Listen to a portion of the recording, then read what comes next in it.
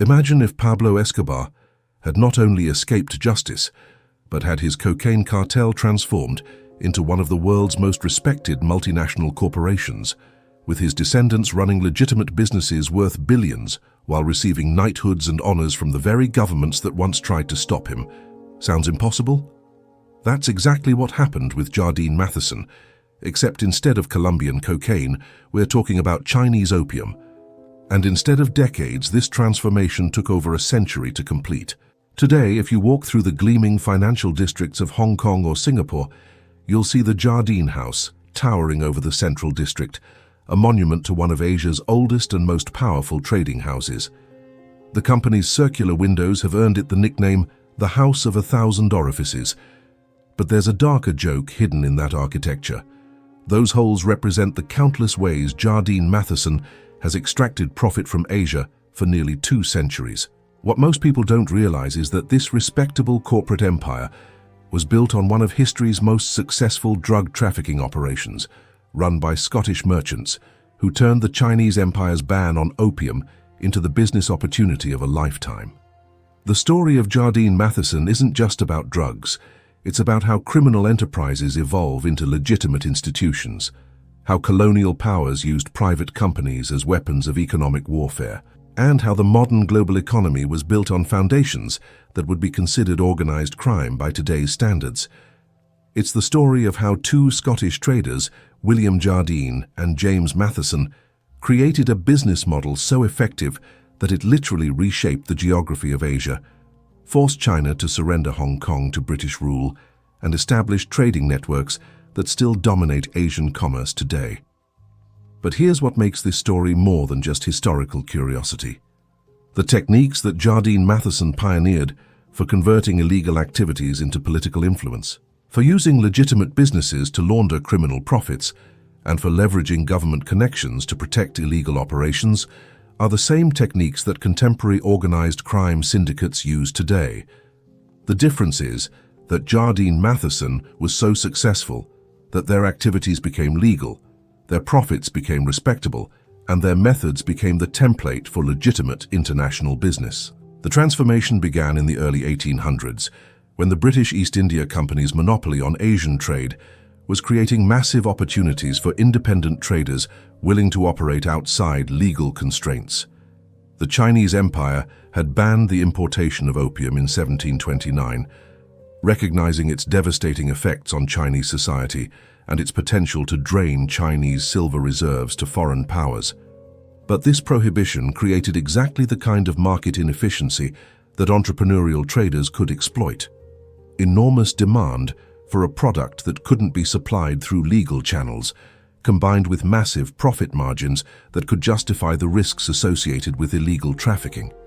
William Jardine and James Matheson weren't the first traders to recognize this opportunity, but they were the first to approach opium trafficking with the systematic organization and long-term strategic thinking that would later characterize multinational corporations.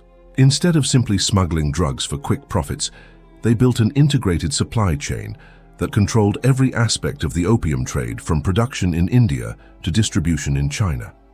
Instead of operating as individual criminals, they created a sophisticated business organization with multiple legitimate enterprises that could launder drug profits while providing cover for illegal activities. Most importantly, instead of trying to hide from government authorities, they cultivated relationships with British colonial officials and used their drug profits to gain political influence that would protect and expand their operations. They understood something that most criminals miss. The goal shouldn't be to avoid law enforcement, but to shape the laws themselves. By the 1830s, Jardine Matheson wasn't just trafficking opium, they were using their profits to lobby the British government, to force China to legalize opium imports through military action. This is where the Jardine Matheson story connects to contemporary concerns about corporate power and government corruption. Today we worry about pharmaceutical companies influencing drug policy, defense contractors shaping military policy, and financial institutions writing their own regulations. Jardine Matheson pioneered all of these techniques 150 years before they became standard practice in modern crony capitalism. They proved that sufficient profits from illegal activities could be converted into political influence that would make those activities legal, creating a self-reinforcing cycle that transformed criminal enterprises into legitimate institutions. The scale of what they achieved becomes apparent when you consider that their lobbying efforts culminated in the Opium Wars, military conflicts in which the British government used its navy and army to force China to accept drug imports that were devastating Chinese society.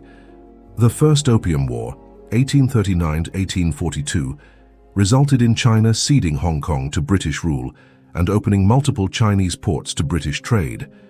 The Second Opium War, 1856–1860, forced China to legalize opium imports completely and pay massive reparations to the very powers that had been poisoning its population.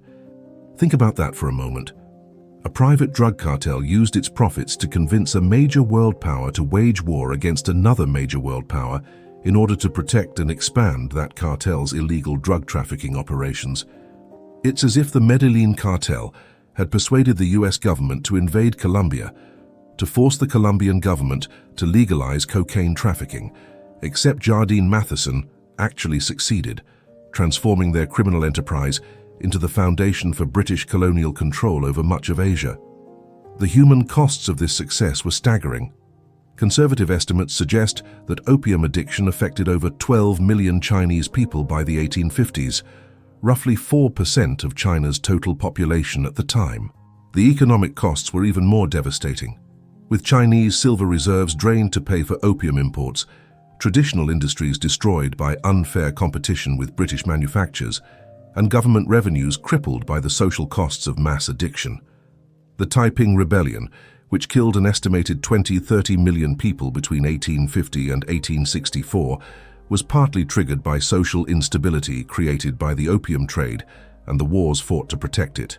But from Jardine Matheson's perspective, these costs represented market opportunities rather than moral problems. The social breakdown caused by opium addiction created demand for British manufactured goods as traditional Chinese industries collapsed. The military conflicts created opportunities for arms dealing and war financing. The political instability created openings for land speculation and infrastructure development.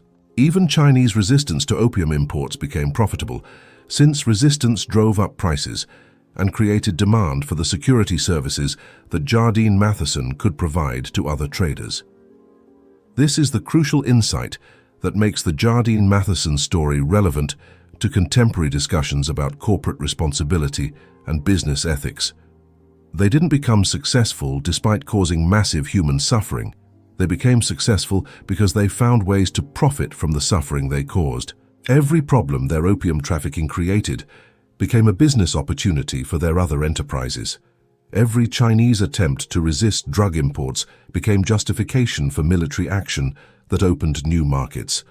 Every moral objection to their activities became evidence that their critics didn't understand the realities of international commerce. The philosophical framework underlying this approach would later become standard doctrine in business schools around the world, though it's rarely presented so explicitly. Contemporary corporate strategies like creative destruction, disruption, and market transformation are essentially refined versions of techniques that Jardine Matheson pioneered for converting social problems into profit opportunities.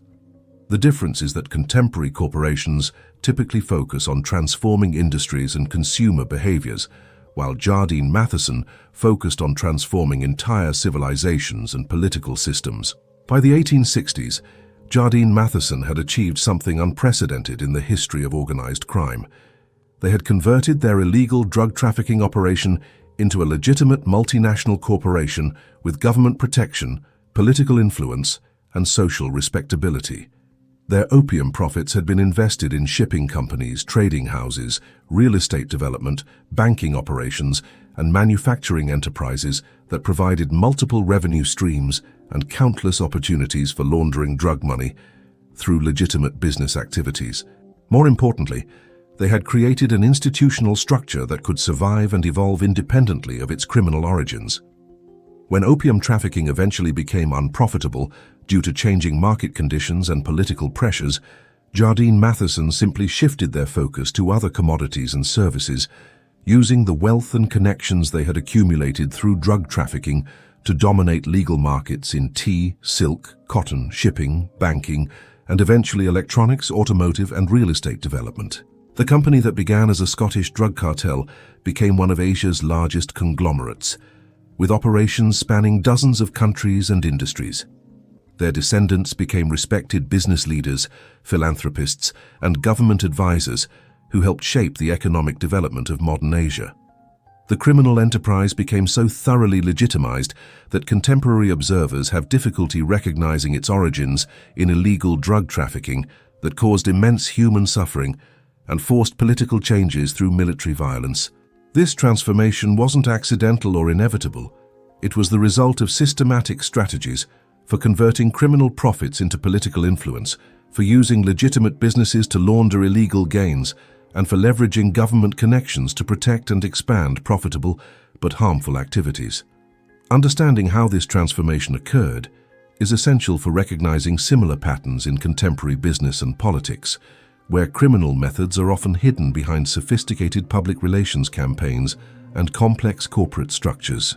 The Jardine Matheson story is ultimately about power, how it's acquired, how it's legitimized, and how it's preserved across generations. It's about how private interests can capture government policies, how economic influence can override moral objections, and how sufficient wealth can rewrite history itself. It's a story that explains not just how Hong Kong became a British colony, but how the modern global economy was built on foundations that most people would find morally unacceptable if they understood them clearly.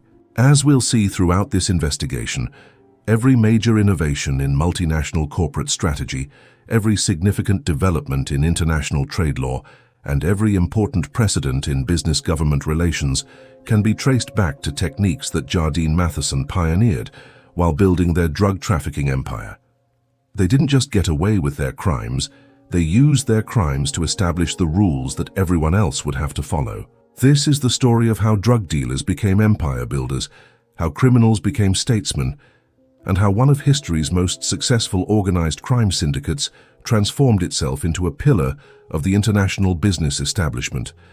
It's a story that reveals uncomfortable truths about how power actually works in the modern world, truths that remain hidden as long as we accept the legitimacy of institutions whose origins we don't examine too closely. Chapter 1. From Rags to Riches. The transformation of two Scottish farm boys into history's most successful drug traffickers began not in the opium fields of India or the trading ports of China, but in the grim industrial landscapes of early 19th century Scotland, where economic desperation drove ambitious young men to seek fortunes in distant lands where moral constraints were less binding and profit opportunities more abundant. William Jardine and James Matheson didn't start as criminals. They started as products of a social system that offered few legitimate paths to wealth for people born outside the aristocracy. William Jardine was born in 1784 in the Scottish borders, the son of a farmer whose modest holdings couldn't support all his children in the style they aspired to achieve. Like many younger sons of rural Scottish families, William faced a choice between accepting permanent subordination to his older brother, who would inherit the farm, or seeking his fortune elsewhere through trade, military service, or professional education. His decision to pursue medical training at Edinburgh University reflected both his intellectual abilities and his understanding that professional credentials would be essential for advancement in the rigid class hierarchy of British society. But medical practice in early 19th century Britain offered limited opportunities for rapid wealth accumulation, especially for someone without family connections in London's elite medical circles. The real money in medicine lay not in treating patients but in supplying medical services to the expanding British Empire, where colonial conditions created enormous demand for Western medical expertise while offering fewer constraints on business practices that might be considered unethical in domestic markets. When the British East India Company offered Jardine a position as a ship surgeon on voyages to Asia, he recognized it as an opportunity to escape the limitations of domestic medical practice while gaining access to the lucrative Asian markets that were transforming ambitious traders into wealthy merchants. James Matheson's path to Asian trade followed similar logic but different circumstances. Born in 1796 to a Highland Scottish family With more social pretensions than financial resources, Matheson understood from childhood that his family's status depended on maintaining appearances that their actual wealth couldn't support indefinitely. His education at Edinburgh High School and University provided him with the linguistic and mathematical skills needed for international commerce, but it also saddled him with debts that could only be repaid through ventures offering returns far exceeding what legitimate domestic businesses typically provided. Matheson's decision to seek his fortune in Asian trade reflected a calculated assessment of where the highest profit margins could be found with the least regulatory oversight. The East India Company's monopoly on legitimate Asian trade created artificial scarcities that independent traders could exploit if they were willing to operate outside legal frameworks and compete with criminal organizations that dominated black market trading. For ambitious young men willing to take substantial risks, illegal trading in Asia offered profit opportunities that exceeded anything available through legal channels in Britain. The partnership between Jardine and Matheson began during the early 1820s, when both were working for established trading houses in Canton and learning the complex networks of relationships, payment systems, and logistical arrangements that made Asian commerce possible. What distinguished them from other Western traders wasn't superior business acumen or better connections. It was their willingness to treat illegal opium trafficking as a legitimate business opportunity that could be developed systematically rather than as a desperate expedient to be pursued only when legal alternatives weren't available. Most Western traders in Canton during this period engaged in occasional opium smuggling to supplement revenues from legal trade in tea, silk, and manufactured goods. They treated drug trafficking as a side business that provided additional profits, but carried risks that limited how extensively it could be pursued. Jardine and Matheson recognized that this cautious approach was missing the fundamental economic dynamics that made opium trafficking potentially far more profitable than any legal trading activity.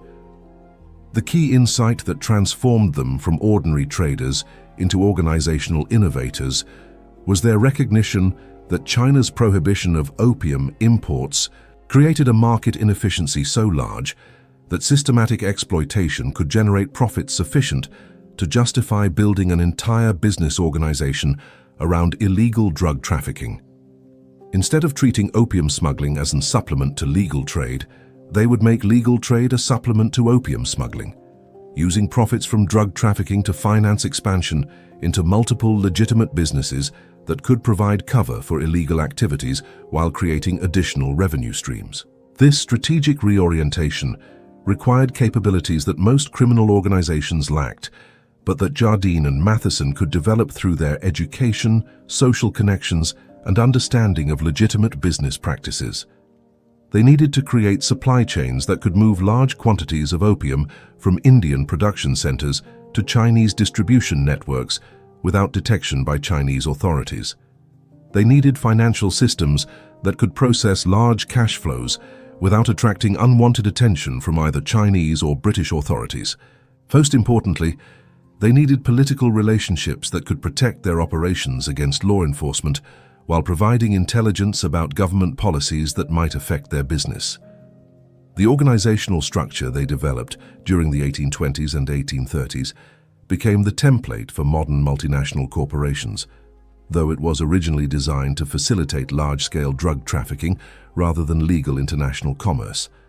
They established separate companies for different aspects of their operations: shipping, trading, banking, and real estate, that could operate independently while sharing resources and information through informal networks that were difficult for outsiders to trace or understand.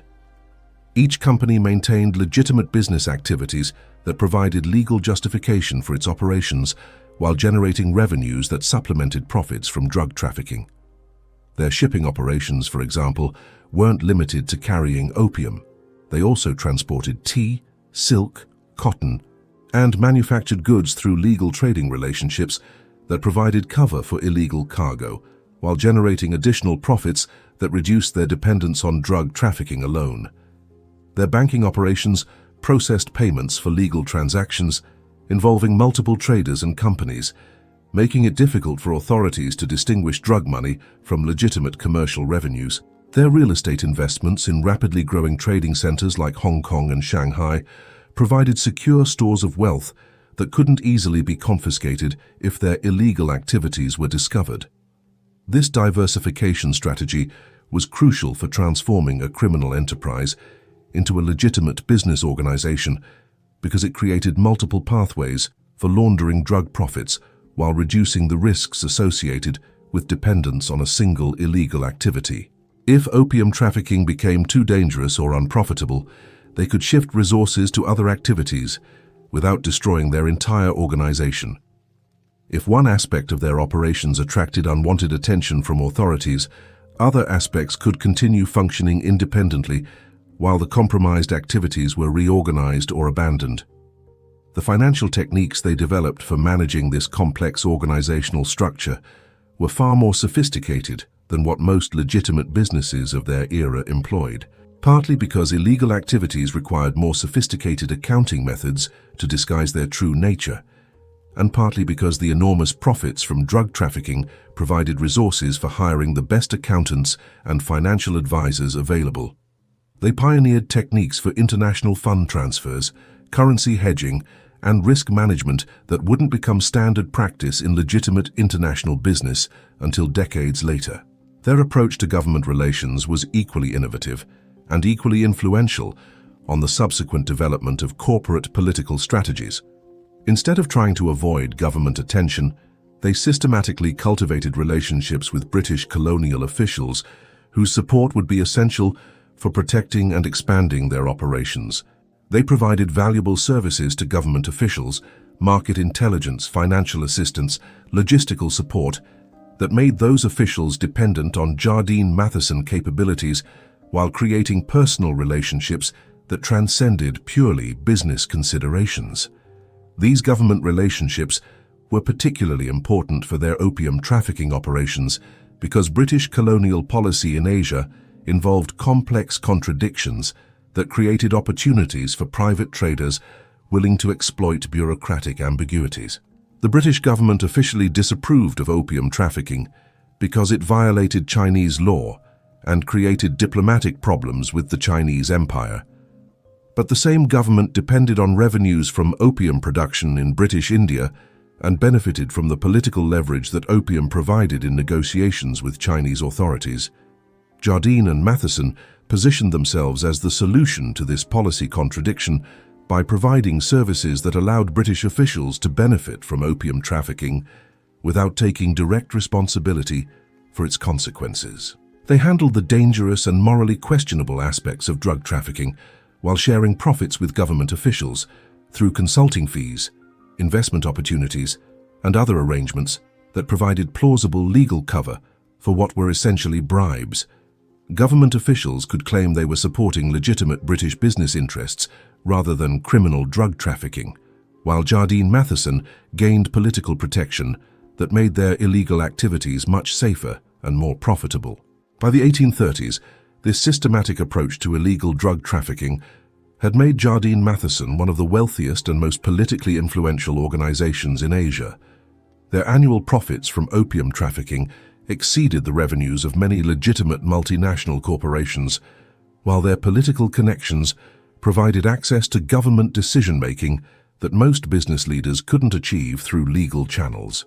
They had demonstrated that systematic organization could transform criminal activities into legitimate business enterprises, provided the organization was sophisticated enough to manage the political and financial complexities involved.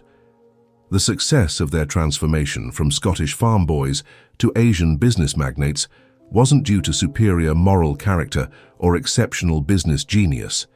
It was due to their recognition that illegal activities could be made safe and profitable if they were pursued systematically rather than opportunistically, if they were integrated with legitimate business activities rather than conducted separately, and if they were supported by political relationships rather than conducted in opposition to government authority. This approach to building wealth through organized crime became the foundation for many subsequent business empires, though most contemporary examples involve activities that are legal in some jurisdictions while being illegal in others, rather than activities that are universally illegal Contemporary multinational corporations routinely engage in tax avoidance strategies that are legal in some countries, but would be considered fraud in others, environmental practices that are acceptable in some jurisdictions but would be criminal in others, and labor practices that are legal in some countries but would violate human rights laws in others. The techniques that Jardine and Matheson pioneered for managing these jurisdictional differences, for converting illegal profits into legitimate investments, and for using government relationships to protect questionable business practices remain fundamental elements of international business strategy today. They proved that geographic and legal arbitrage could be used to convert illegal activities into legitimate enterprises, provided the organizations pursuing these strategies were sophisticated enough to manage the complex political and financial relationships involved. Their transformation from small-scale traders to international business magnates established the template that would guide the development of global capitalism throughout the 19th and 20th centuries. But their most important innovation wasn't financial or organizational. It was the demonstration that enormous wealth could override moral objections and legal constraints, provided that wealth was deployed strategically to shape public opinion and government policy. Chapter 2. The Opium Pipeline. The construction of history's most profitable drug trafficking network required innovations in logistics, finance, and political management that would later become standard practices in legitimate international business. By the early 1830s, Jardine Matheson had transformed opium trafficking from a chaotic collection of individual smuggling operations into a systematic supply chain that moved thousands of tons of drugs annually from British-controlled production centers in India to distribution networks throughout China. Understanding how this pipeline operated reveals not just the mechanics of historical drug trafficking, but the foundational techniques that modern multinational corporations use to coordinate complex global operations. The Indian side of the operation centered on the vast opium production systems that the British East India Company had developed in Bengal and Malwa to generate revenues for colonial administration. These weren't small-scale criminal operations hidden from government view. They were massive agricultural and industrial systems employing tens of thousands of workers and generating millions of pounds in annual revenues for British colonial authorities. The East India Company had essentially industrialized drug production, creating quality control standards, pricing mechanisms, and distribution systems that ensured steady supplies of standardized products for export markets. Jardine Matheson's innovation wasn't in production. It was in creating the commercial networks that could move these industrial-scale drug supplies from legitimate colonial operations to illegal distribution systems in China. This required solving complex logistical problems that exceeded what individual smugglers could handle, but that established trading companies were reluctant to address because of the legal and political risks involved. The solution lay in developing hybrid organizational structures that could coordinate legal and illegal activities while maintaining plausible deniability for all parties involved. The shipping networks that Jardine Matheson created for moving opium from India to China became the foundation for their legitimate trading operations and eventually evolved into some of Asia's largest transportation companies. They owned and operated dozens of ships that carried opium along with legal cargo, making it difficult for Chinese authorities to determine which vessels were involved in drug trafficking and which were engaged in legitimate commerce. Their ships followed regular schedules between established ports, creating transportation systems that other traders could use for legitimate purposes while providing cover for illegal drug shipments. These shipping operations required sophisticated intelligence networks that could track Chinese government enforcement activities, monitor competing smuggling operations, and identify new opportunities for expanding drug distribution. Jardine Matheson employed Chinese agents throughout the coastal regions where opium was distributed, European ship captains who could navigate both legal and illegal trading relationships, and British colonial officials who provided advance warning of government policies that might affect drug trafficking operations. The financial systems that supported these operations were even more complex than the physical logistics, because they needed to process enormous cash flows while disguising the sources and destinations of drug money. Opium trafficking generated revenues in multiple currencies.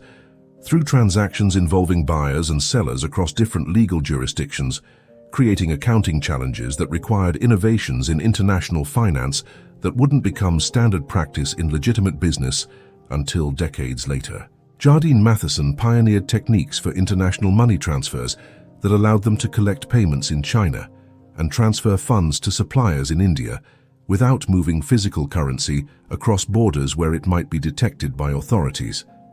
They used networks of correspondent banks and trading partners to create complex webs of credits and debits that could move money through multiple intermediaries while obscuring the ultimate sources and purposes of financial transactions. These techniques became the foundation for modern international banking systems, though they were originally developed to facilitate drug trafficking rather than legitimate commerce. The most sophisticated aspect of their financial operations involved the integration of legitimate and illegitimate transactions through accounting systems that could track both types of activities while presenting unified financial statements that emphasized legal business activities. Their books showed profits from tea, silk, cotton, and manufactured goods trading that could be documented through legitimate contracts and shipping records, while drug profits were either hidden entirely or disguised as returns from other types of investments. This financial integration was crucial for transforming criminal profits into legitimate wealth because it allowed drug money to be invested in legal business activities that could generate documented returns through normal commercial operations. Instead of simply accumulating cash from drug sales, Jardine Matheson used those profits to finance shipping operations, real estate development, banking activities, and trading operations that created multiple legitimate revenue streams while providing additional cover for continued drug trafficking. Their approach to managing Chinese government resistance revealed political strategies that would later become standard practice for multinational corporations operating in countries with legal systems that conflicted with their business interests. Instead of simply trying to avoid Chinese authorities, Jardine Matheson systematically undermined Chinese government capacity to enforce anti-opium laws while building alternative political relationships that could protect their operations against official government policies. The corruption of Chinese officials was conducted on an industrial scale that transformed local law enforcement from an obstacle to drug trafficking into a component of the distribution system itself. Jardine Matheson provided regular payments to port authorities, customs officials, and military commanders that were large enough to make these officials more dependent on drug money than on their government salaries. These weren't occasional bribes to avoid specific enforcement actions. They were systematic corruption payments that transformed government officials into employees of the drug trafficking operation. But corruption alone wasn't sufficient to protect large-scale drug trafficking against determined government resistance. Jardine Matheson also needed to create alternative political structures that could legitimize their activities while undermining Chinese government authority in regions where their operations were concentrated. They achieved this through relationships with local Chinese merchants, warlords, and regional officials who benefited from opium trafficking and could provide political protection that exceeded what individual corruption payments could secure. These relationships created what were essentially parallel government structures in many Chinese coastal regions, where economic decisions were made according to opium trafficking requirements rather than official Chinese government policies. Local officials found it more profitable and safer to cooperate with Jardine Matheson operations than to enforce Beijing's anti-opium policies, creating regions where drug trafficking was effectively legal despite national laws that prohibited it. The intelligence systems that supported these political operations were far more sophisticated than what most governments of the era possessed, because drug trafficking required real-time information about enforcement activities, political developments, and market conditions that could affect operations across multiple countries and jurisdictions. Jardine Matheson employed networks of informants, translators, and analysts who could track Chinese government policies, British colonial decisions, and commercial developments that might create opportunities or threats for their operations. This intelligence capability gave them significant advantages over both competitors and government authorities, because they often knew about policy changes and enforcement actions before the officials responsible for implementing those policies had received their instructions. They could adjust their operations to avoid enforcement actions, exploit policy changes that created new opportunities, and provide valuable information to government officials who became dependent on Jardine Matheson intelligence for making their own decisions. The distribution networks that moved opium from coastal smuggling operations to consumers throughout China's interior became the foundation for commercial systems that would later dominate Chinese retail markets in legitimate products.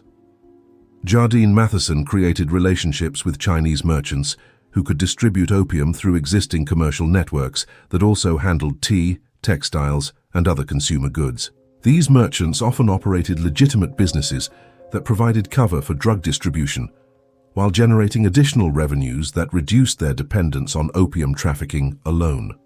These distribution networks reached millions of Chinese consumers and created market penetration that exceeded what most legitimate foreign businesses achieved in China until the 20th century.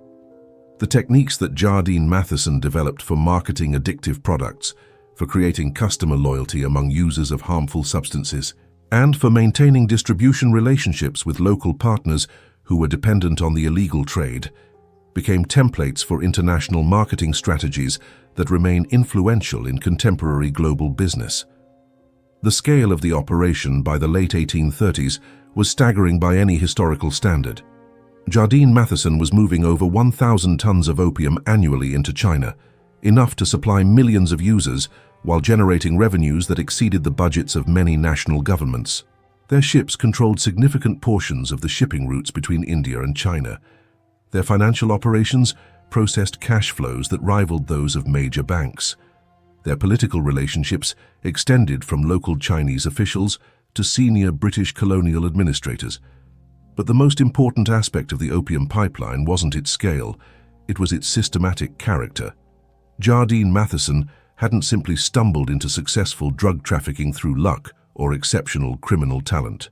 They had approached illegal drug distribution as an engineering problem that could be solved through systematic analysis and organized implementation of solutions that addressed every aspect of the supply chain from production through consumption. This systematic approach to criminal enterprise created organizational capabilities that could be transferred to legitimate business activities when circumstances made such transfers profitable or necessary.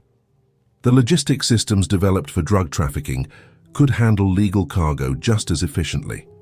The financial systems created for laundering drug money could process legitimate international transactions.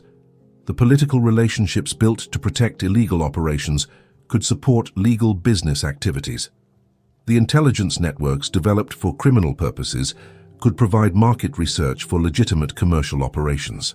By the late 1830s, Jardine Matheson possessed organizational capabilities that exceeded those of most legitimate multinational corporations, while maintaining flexibility that allowed them to adapt quickly to changing circumstances without losing access to essential resources or relationships. They had created something unprecedented, a criminal organization that functioned like a modern multinational corporation, with the resources and political relationships needed to transform itself into a legitimate business when circumstances made such transformation advantageous. The stage was set for the next phase of their evolution, when escalating Chinese government resistance to opium trafficking would create opportunities for Jardine Matheson to use their accumulated wealth and political influence to reshape the legal and political frameworks governing international trade in Asia. Instead of adapting their criminal operations to avoid government enforcement, they would use their resources to force governments to adapt their policies to accommodate Jardine Matheson business interests. Chapter 3: Manufacturing War. The transformation of Jardine Matheson from a criminal enterprise into a geopolitical force began in 1839, when Chinese Emperor Daoguang finally decided that opium trafficking posed an existential threat to Chinese civilization and appointed Imperial Commissioner Lin Zexu to end the drug trade by any means necessary. Lin's aggressive enforcement campaign should have been a disaster for Jardine Matheson. Instead, it became the opportunity they had been waiting for to transform their criminal problem into everyone else's military solution. What followed was one of history's most cynical examples of private interests manipulating government policy to convert law enforcement challenges into profitable wars. Lin Zexu wasn't a typical bureaucrat who could be bought off with the corruption payments that Jardine Matheson routinely used to neutralize Chinese officials. A scholar official with an uncompromising moral vision and the emperor's explicit backing, Lin approached the opium crisis as a matter of Chinese national survival rather than a commercial dispute that could be resolved through negotiation. When he arrived in Canton in March 1839, he immediately implemented policies designed to destroy the entire opium trafficking infrastructure that Jardine Matheson and other foreign traders had spent decades building. Lin's first target was the Chinese merchants and officials who had been corrupted by opium money.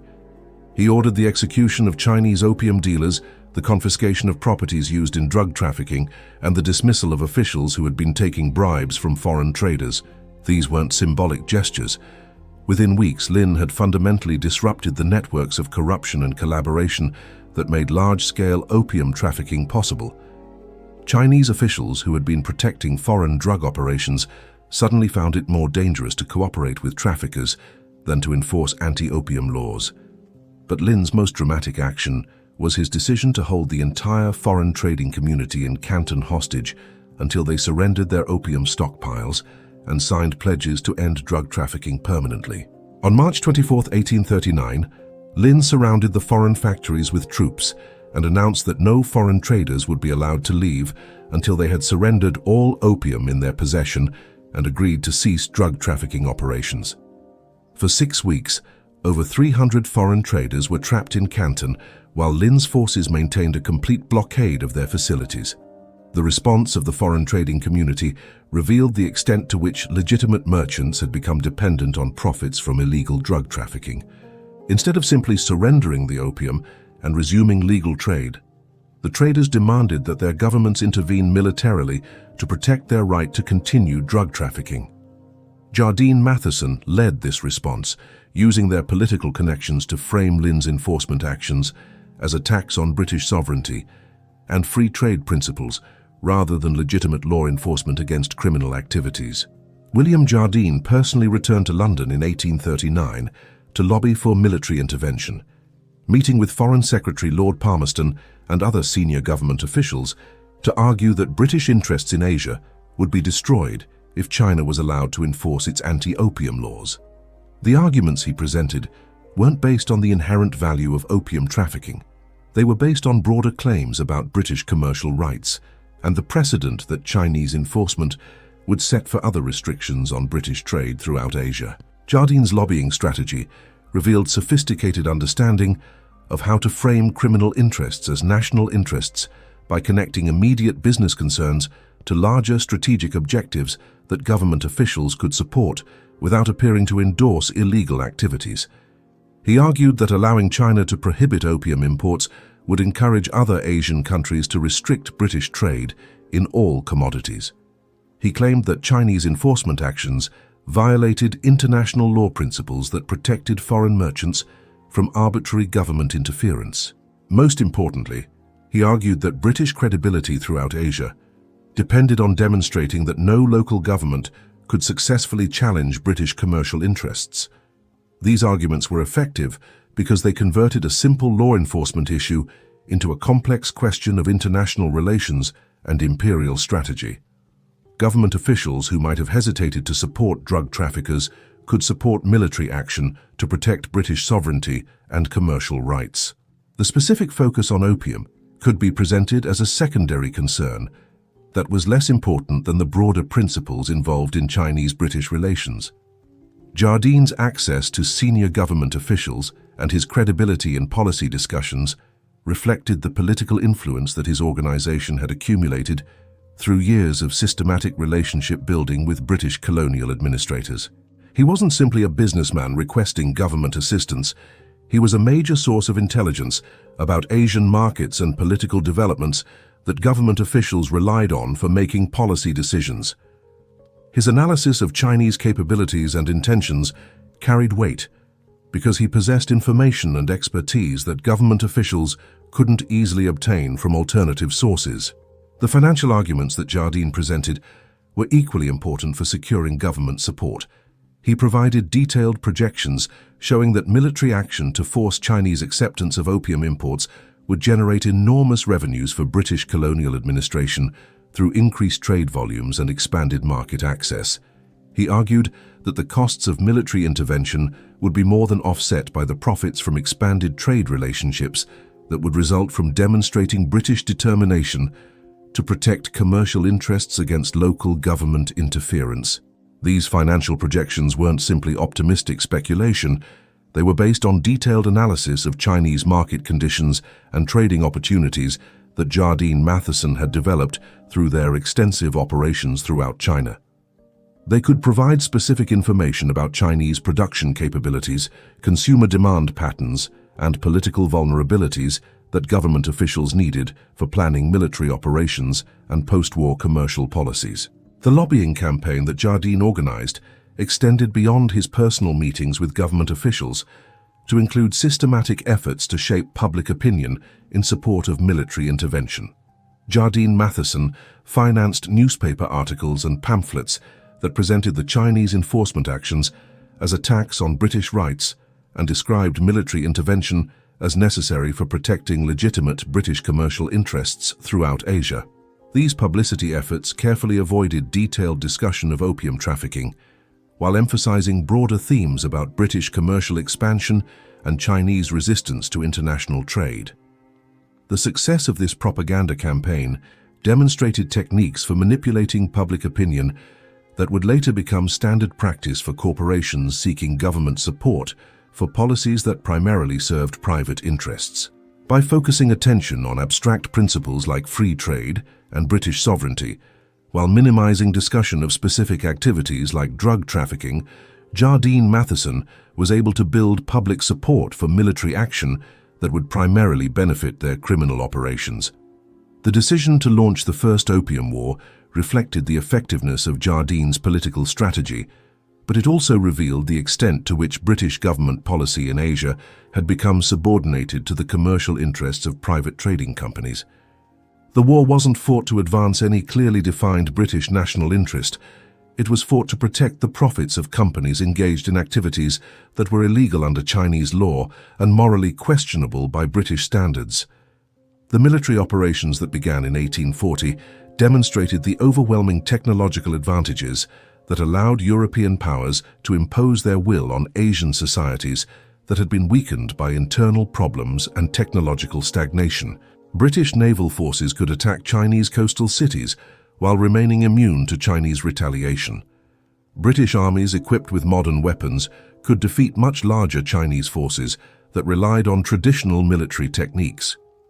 Within 2 years, Chinese resistance had collapsed, and the imperial government was forced to negotiate from a position of complete military helplessness. But the specific terms that Britain demanded in the Treaty of Nanking, 1842, revealed the extent to which military victory was being used to advance the commercial agenda that Jardine Matheson had promoted through their lobbying efforts. China was forced to cede Hong Kong to British control, open 5 ports to British trade, pay massive reparations for the costs of the war, and accept British consular jurisdiction over British subjects in China.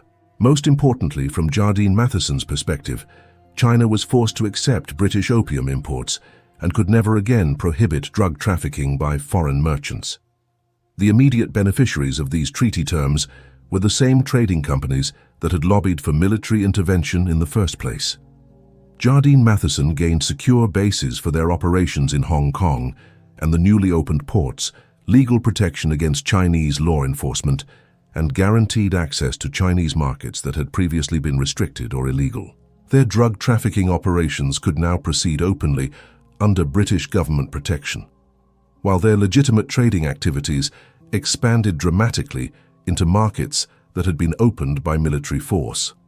The Hong Kong concession was particularly valuable because it provided Jardine Matheson with a secure base for operations that was legally British territory but geographically positioned to serve Chinese markets. They became major landowners and developers in Hong Kong, using their accumulated opium profits to finance construction projects and infrastructure development that would make Hong Kong the commercial center for British operations throughout Asia. The criminal profits generated through illegal drug trafficking were being transformed into legitimate real estate investments that provided secure long-term wealth while supporting continued expansion of their commercial operations. The First Opium War established a template that Jardine Matheson would use repeatedly throughout the 19th century for converting business problems into military solutions. When local governments restricted their operations, they would lobby British authorities to treat those restrictions as challenges to British sovereignty that required military responses.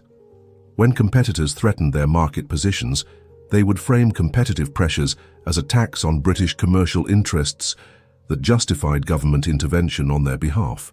When moral critics questioned their business practices, they would redirect attention to patriotic themes about British commercial expansion and civilizing missions in Asia. This template proved enormously influential for the subsequent development of British imperial policy in Asia and for the evolution of relationships between private commercial interests and government foreign policy throughout the British Empire. The techniques that Jardine Matheson pioneered for converting private problems into public military solutions became standard practice for multinational corporations seeking government support for their international operations. By the mid-1840s, Jardine Matheson had achieved something unprecedented in the history of organized crime.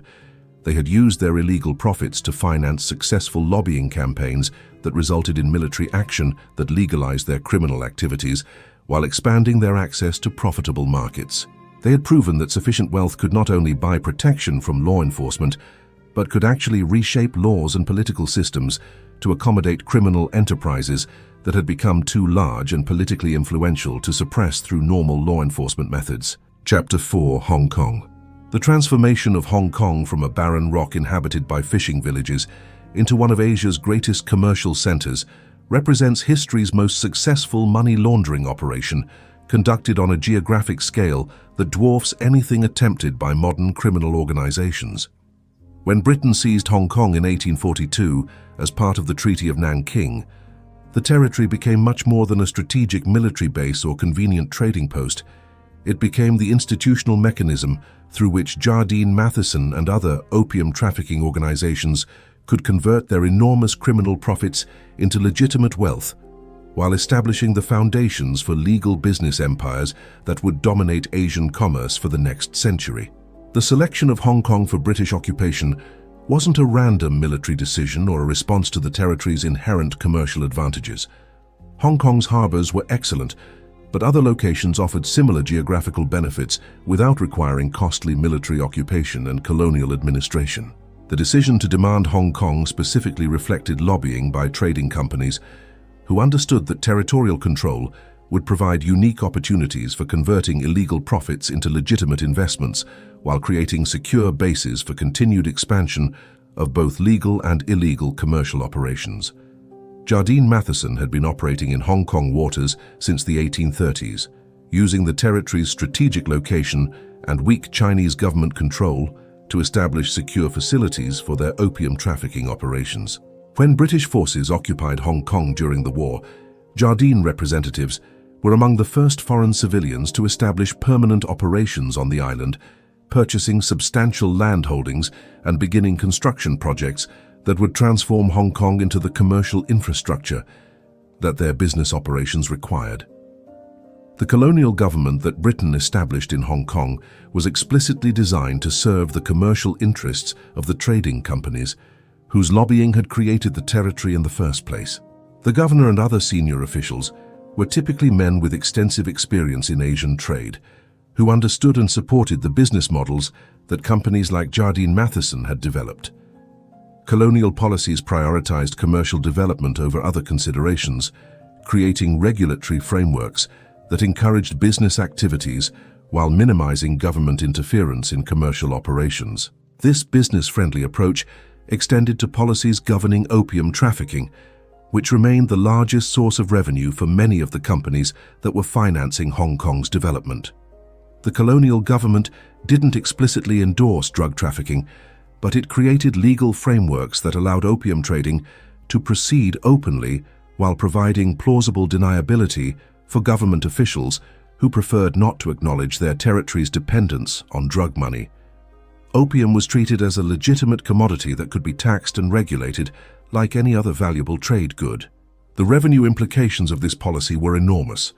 Taxes and fees on opium trading provided substantial funding for colonial administration while reducing the burden on British taxpayers who might otherwise have been required to subsidize Hong Kong's development.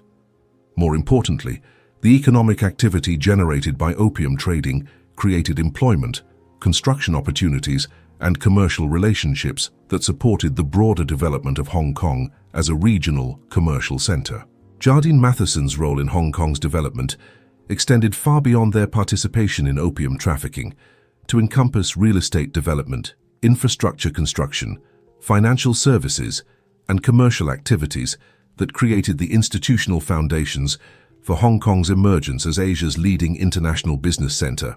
Their investments in Hong Kong real estate during the 1840s and 1850s established property development as one of their most profitable, legitimate business activities, while providing secure stores of wealth that couldn't easily be confiscated if their illegal activities attracted unwanted government attention.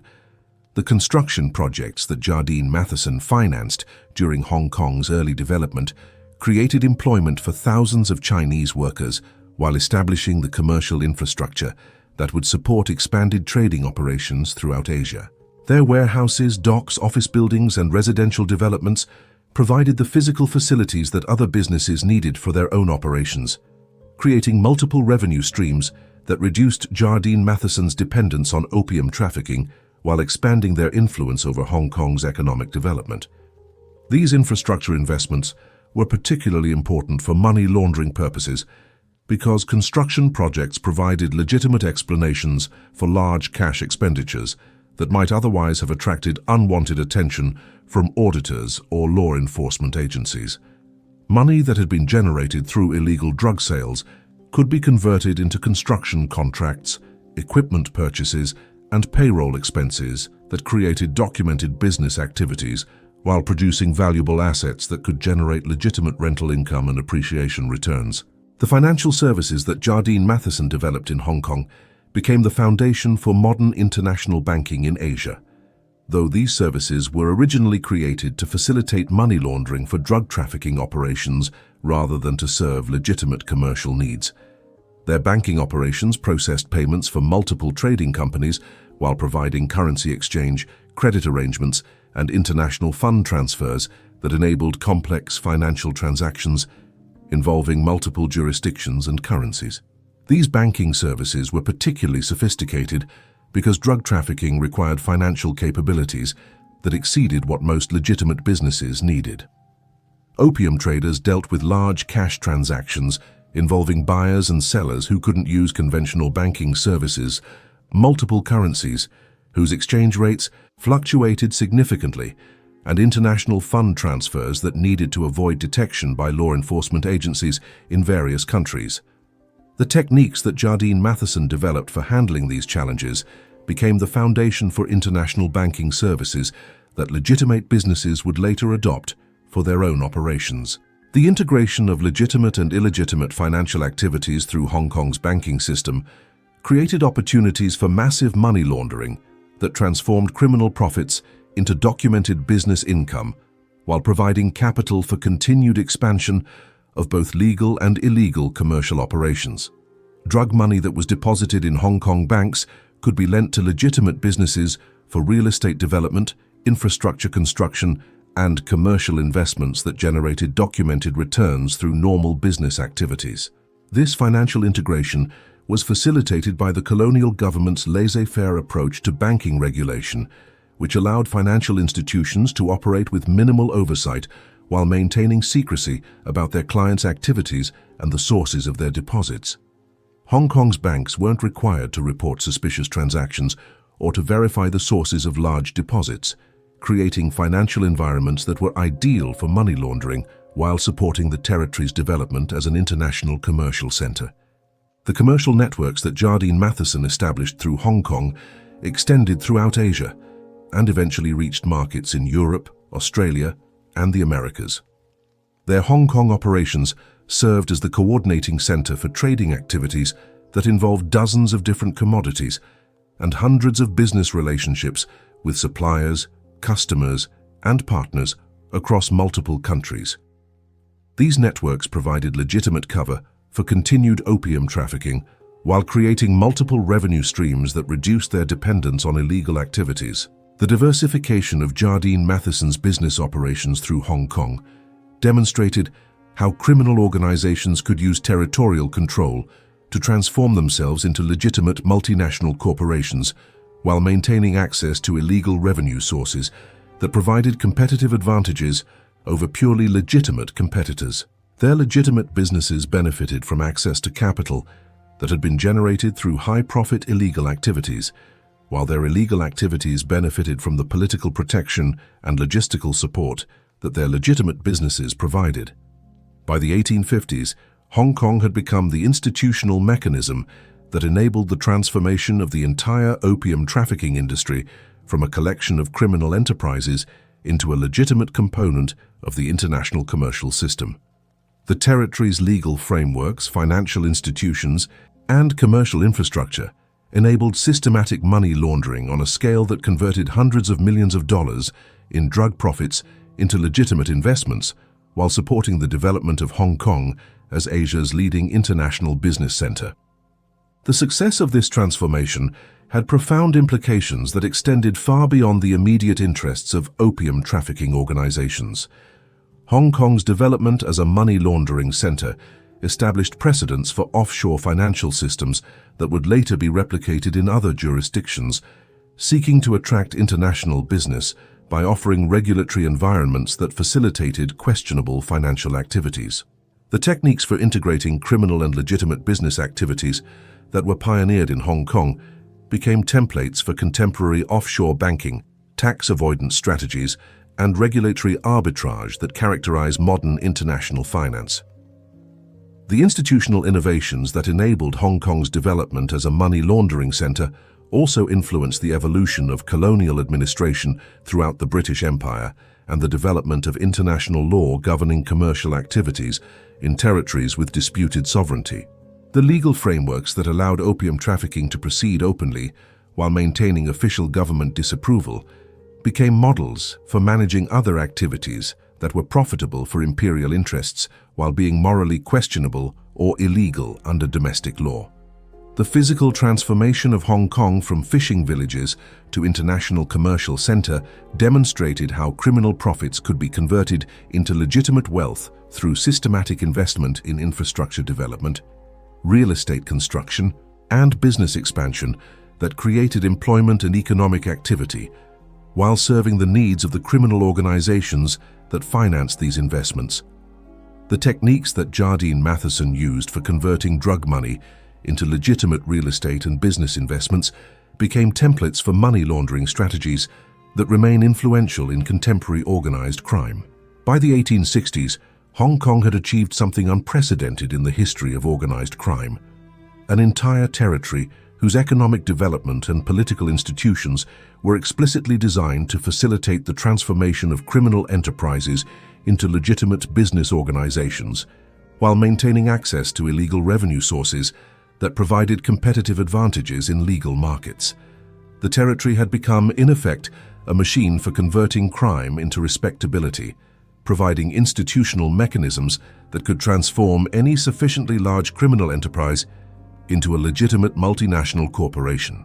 Chapter 5. The Second War. The resumption of military conflict between Britain and China in 1856 marked the culmination of Jardine Matheson's evolution from criminal enterprise to geopolitical architect, as the company that had begun as opium traffickers became the primary force shaping British imperial policy throughout Asia. The Second Opium War wasn't simply a continuation of earlier conflicts.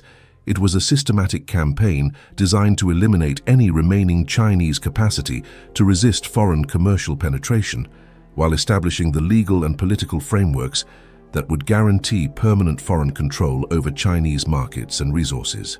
The immediate trigger for renewed warfare came from the Arrow Incident of October 1856, when Chinese authorities in Canton boarded a Chinese-owned vessel flying the British flag and arrested several crew members suspected of piracy and smuggling. British officials in Hong Kong declared this action a violation of British sovereignty and demanded both the release of the prisoners and a formal apology from Chinese authorities. When Chinese officials refused these demands, British naval forces began bombarding Canton, and the Second Opium War commenced. But the Arrow incident was merely a convenient pretext for military action that Jardine Matheson and other trading companies had been advocating for years as necessary for securing complete foreign control over Chinese commerce.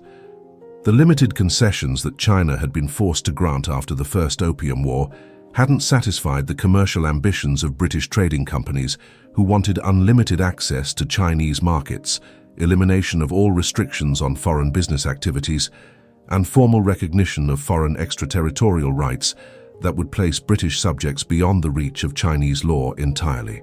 Jardine Matheson's influence on the decision to launch the Second Opium War reflected the company's evolution into a quasi-governmental institution whose commercial interests had become indistinguishable from British imperial policy in Asia. Company representatives served as unofficial advisors to British military commanders, provided intelligence about Chinese military capabilities and political developments, and offered detailed recommendations for post-war policies that would advance British commercial interests while preventing any future Chinese resistance to foreign penetration. The military strategy that Britain pursued during the Second Opium War revealed the extent to which technological and organizational advantages could enable relatively small European forces to impose their will on much larger Asian societies. British naval forces could attack Chinese coastal cities with impunity, while Chinese forces lacked the capability to retaliate against British bases in Hong Kong and other protected territories.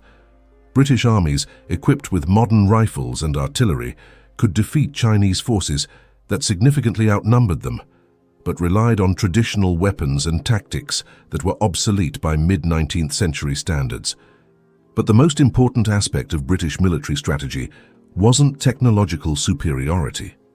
It was the systematic coordination of military operations with commercial objectives that ensured military victories would be converted into permanent commercial advantages. British forces didn't simply seek to defeat Chinese armies and occupy Chinese territory.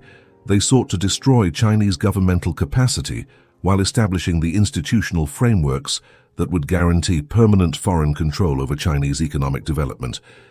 The occupation of Beijing in 1860 and the destruction of the Summer Palace represented the symbolic culmination of this strategy, demonstrating British ability to strike at the heart of Chinese political authority while systematically destroying the cultural symbols that had legitimized Chinese imperial rule for centuries. These weren't random acts of military violence. They were calculated political interventions designed to break Chinese psychological resistance to foreign domination while establishing British cultural and political hegemony throughout East Asia. The Treaty of Tientsin, 1858, and the Convention of Peking, 1860, that concluded the Second Opium War created the legal frameworks that would govern Chinese foreign relations for the next century, while guaranteeing the commercial objectives that companies like Jardine Matheson had been pursuing since the 1820s. These agreements didn't simply end military hostilities. They fundamentally restructured Chinese sovereignty to serve foreign commercial interests while eliminating Chinese governmental capacity to resist foreign economic penetration. Under these agreements, China was forced to legalize opium imports completely, eliminating the prohibition that had provided the original justification for foreign military intervention. Foreign merchants gained unrestricted access to Chinese markets through additional treaty ports that were open to international trade, while foreign governments gained consular jurisdiction that placed their citizens beyond the reach of Chinese law. Most importantly, China was forced to pay massive war reparations that would cripple Chinese governmental finances, while providing additional revenues for the foreign powers that had imposed these agreements through military force. The indemnity payments that China was forced to make created opportunities for financial manipulation that demonstrated how military victories could be converted into permanent economic domination through debt relationships that exceeded what territorial occupation alone could achieve. The reparations were structured as long-term debt obligations that would require Chinese payments to foreign creditors for decades, creating ongoing financial relationships that gave foreign governments and commercial interests continuing influence over Chinese domestic policies. Jardine Matheson and other major trading companies played crucial roles in arranging these financial agreements, providing the banking services and commercial expertise that enabled the conversion of military victories into systematic economic exploitation. They helped structure the debt arrangements that would maximize foreign control over Chinese finances while minimizing the risks to foreign creditors, creating precedents for debt-based imperial control that would later be applied throughout Africa, Latin America, and other regions where European powers sought economic domination without the costs of direct territorial administration. The extraterritorial rights that foreign powers gained through these agreements created legal frameworks that enabled foreign businesses to operate in China while remaining subject only to foreign law, regardless of how their activities affected Chinese society or violated Chinese legal principles. Foreign merchants could engage in any commercial activities that were legal under their home country's laws, even if those activities were harmful to Chinese interests or explicitly prohibited by Chinese legislation. This extraterritorial system was particularly advantageous for companies like Jardine Matheson, whose business models involved activities that were questionable even under British law, but could be justified as serving broader imperial interests.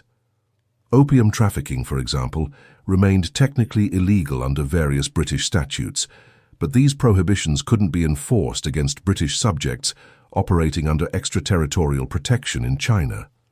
Foreign merchants gained access to legal environments that were more permissive than what they would have faced in their home countries, while being protected against local laws that might have restricted their commercial activities. The missionary clause included in these agreements created additional opportunities for foreign intervention in Chinese domestic affairs by guaranteeing foreign religious organizations unlimited access to Chinese territory for proselytizing activities. This provision was particularly important because it provided political cover for foreign commercial expansion by linking commercial penetration to religious and cultural missions that could be presented as serving higher purposes than mere profit-seeking. Jardine Matheson and other commercial organizations quickly learned to exploit these missionary provisions to advance their own business interests while maintaining plausible claims that their activities served religious and humanitarian objectives. They provided financial support to missionary organizations whose activities created market research opportunities, established distribution networks that could serve both religious and commercial purposes, and developed relationships with Chinese converts who could provide intelligence about local conditions while serving as intermediaries for commercial transactions. The treaty port system that emerged from these agreements created institutional frameworks for foreign control over Chinese economic development that would persist until the mid-20th century. The treaty ports weren't simply locations where foreign trade was permitted. They were foreign-controlled enclaves within Chinese territory, where foreign law prevailed and foreign commercial interests dominated local economic activity, while Chinese governmental authority was systematically excluded.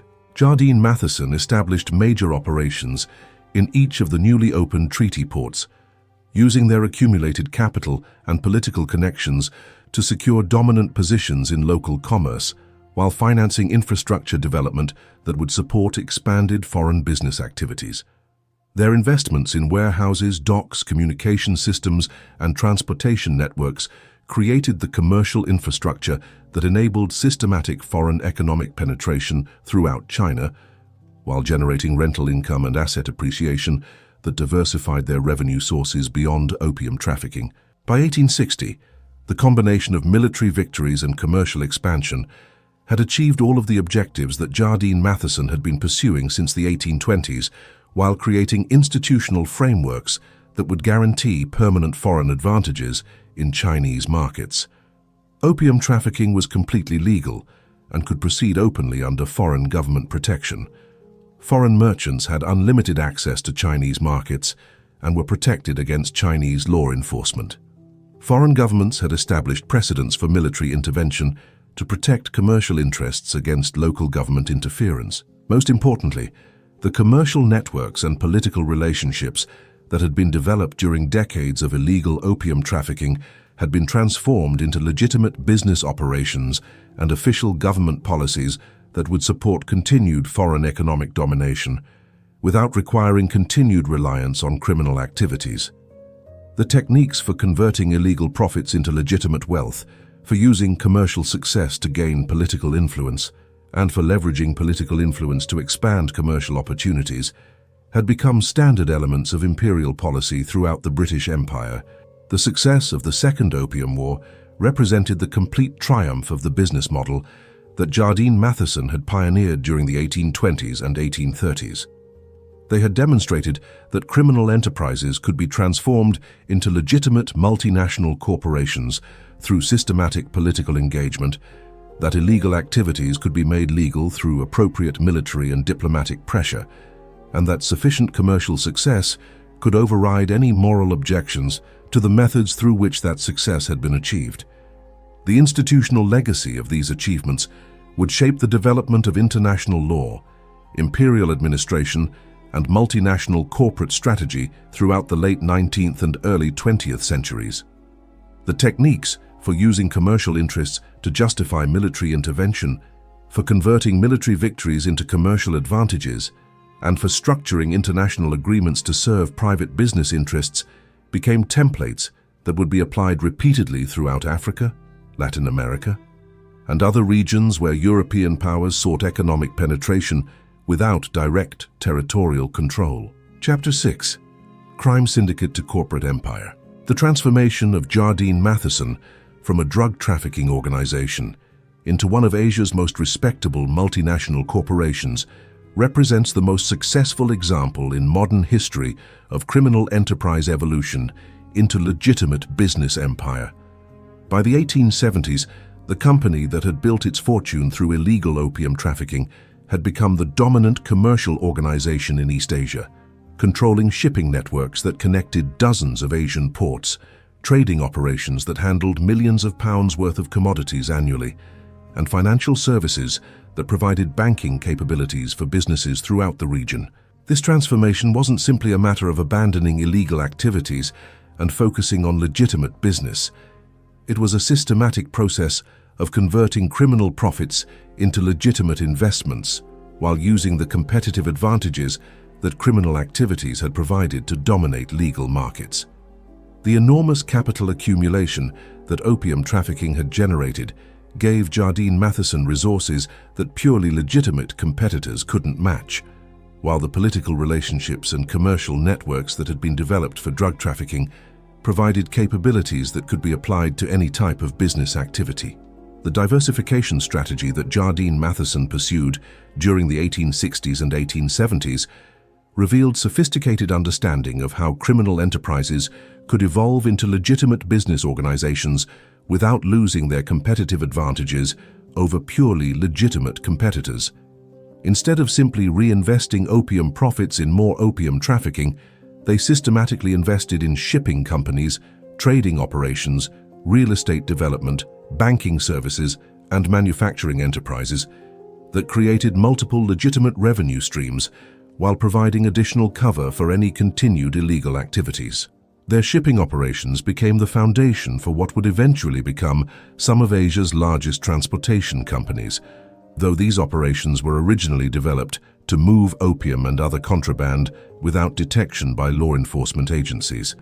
The techniques that Jardine Matheson had pioneered for coordinating complex logistics networks while maintaining security against government interference proved equally valuable for legitimate shipping operations that needed to coordinate cargo movements across multiple countries and jurisdictions while minimizing costs and delays. The intelligence networks that had been essential for successful drug trafficking became market research capabilities that provided competitive advantages in legitimate trading operations. The detailed knowledge about local economic conditions, political developments, and consumer preferences that Jardine Matheson had accumulated through their illegal operations enabled them to identify commercial opportunities and avoid business risks more effectively than competitors who relied on conventional business intelligence sources. Their financial operations evolved from money laundering systems designed to disguise the sources of drug profits into legitimate banking services that provided commercial credit, currency exchange, and international fund transfers for businesses throughout Asia. The sophisticated accounting methods and international financial techniques that had been developed for criminal purposes proved equally valuable for legitimate banking operations that needed to process complex commercial transactions involving multiple currencies and jurisdictions. But the most important element of their transformation wasn't any specific business activity. It was their systematic approach to converting criminal profits into legitimate political influence while using that influence to shape the legal and regulatory frameworks governing international business in Asia. The political relationships that Jardine Matheson had cultivated during their drug trafficking era became the foundation for ongoing influence over colonial administration, international trade policy, and commercial regulation that protected their business interests while creating obstacles for potential competitors. The colonial government relationships that had originally protected illegal opium trafficking became ongoing partnerships that served the interests of both Jardine Matheson and British imperial administration throughout Asia. The company provided commercial expertise, financial resources, and market intelligence that colonial officials needed for effective governance, while government officials provided regulatory frameworks and political support that advanced Jardine Matheson commercial interests. These public-private partnerships created systematic advantages for Jardine Matheson in competition with other businesses because the company could influence the development of regulations and policies that would affect all businesses operating in British-controlled territories. They could shape tax policies to favor their business models, influence infrastructure development to serve their logistical needs, and affect trade policies to disadvantage competitors while expanding their own market opportunities. The real estate investments that Jardine Matheson made throughout Asia, using their accumulated criminal profits, became the foundation for property development operations that would eventually make them one of Asia's largest landlords and developers. Their early investments in Hong Kong, Shanghai, and other rapidly growing commercial centers provided them with valuable properties that generated rental income and asset appreciation while giving them influence over urban development that could be used to advance their other business interests. These real estate operations were particularly important for money laundering purposes because property investments provided legitimate explanations for large capital expenditures while creating valuable assets that could be used as collateral for loans or sold to generate cash for new business ventures. The construction projects that their real estate investments financed created employment and economic activity that enhanced their public reputation while providing additional opportunities for converting questionable funds into legitimate business income. The manufacturing operations that Jardine Matheson established during the late 19th century demonstrated how criminal organizations could use their accumulated capital and political connections to enter legitimate industries where they could compete effectively against established manufacturers.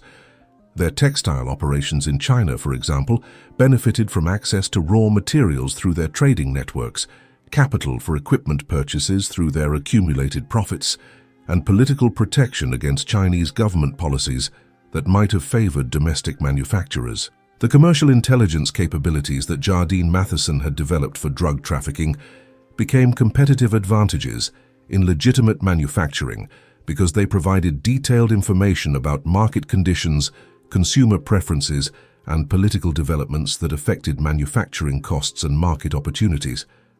Their ability to predict changes in trade policies, currency values, and labor costs enabled them to make investment decisions and adjust operations more effectively than competitors who lacked access to similar intelligence sources. The insurance operations that Jardine Matheson developed during this period provided both legitimate business opportunities and additional mechanisms for managing the risks associated with their continued involvement in questionable activities. Their insurance companies could provide coverage for their own business operations while generating revenues from providing insurance services to other companies throughout Asia. More importantly, their control over insurance operations provided them with detailed information about their competitors' business activities and financial conditions that could be used for competitive advantage. By the 1880s, Jardine Matheson had achieved something unprecedented in the history of organized crime. They had transformed a criminal enterprise into a legitimate multinational corporation while retaining the competitive advantages that their criminal origins had provided. Their business operations spanned dozens of different industries and countries, generating revenues that exceeded those of many national governments while providing employment for tens of thousands of workers throughout Asia. But the most remarkable aspect of their transformation wasn't its scale. It was its completeness. The company that had been founded to traffic opium had become a pillar of the legitimate business establishment, with company executives serving on government advisory committees, cultural organizations, and charitable institutions throughout the British Empire. Their criminal origins had been so thoroughly obscured by their legitimate business success that they were widely regarded as examples of entrepreneurial achievement and business ethics. This transformation established precedents that would influence the development of multinational corporate strategy throughout the 20th century and into the contemporary era. The techniques that Jardine Matheson pioneered for converting illegal profits into legitimate investments, for using political influence to shape regulatory frameworks, and for leveraging business success to gain social respectability, became templates for corporate strategies that remain influential in contemporary international business. Contemporary multinational corporations routinely engage in regulatory arbitrage that exploits differences between legal systems to conduct activities that would be illegal or unprofitable under domestic law, use political influence to shape international trade policies that advantage their business models, and convert controversial activities into legitimate business operations through sophisticated public relations campaigns and corporate social responsibility programs that emphasize their contributions to economic development rather than their questionable business practices.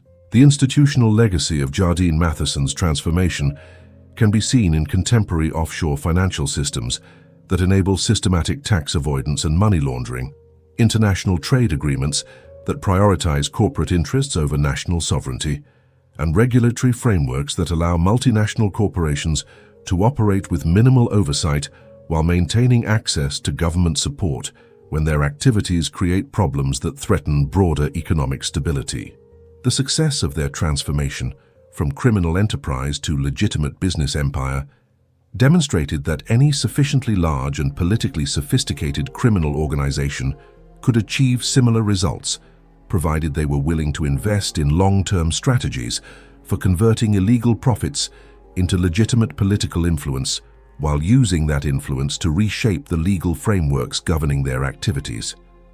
This remains one of the most important lessons for understanding how contemporary organized crime might evolve in response to law enforcement pressure and changing market conditions.